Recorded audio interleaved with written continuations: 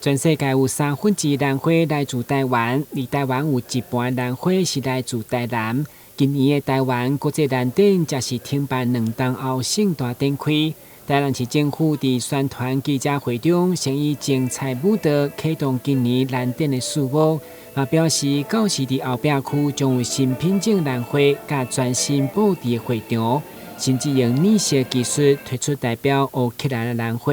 其中为特伫这位议员陪同，做伙邀请民众3月2日开始到4月5号做伙来参观。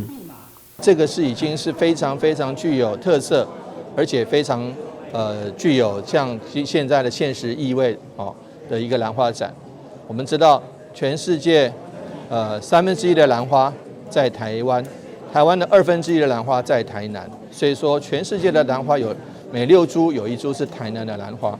今年不管是我们新的品种的开发，以及新的会场的布置，甚至于对于时事、对于表达、对于乌克兰的支持，我们也特别开发了这样子一个染色的这个漂亮的乌克兰兰花。我们希望说从大家不管是支持乌克兰也好，或喜欢看美丽兰花也好，或者是喜欢看这个美不胜收的一些兰花的产品也好，都欢迎在3月26日到4月5号一起来台南。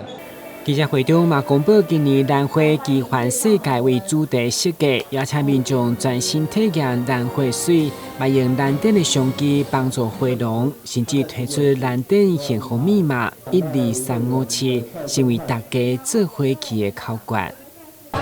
12357，大家一起去。12357，大家做花期。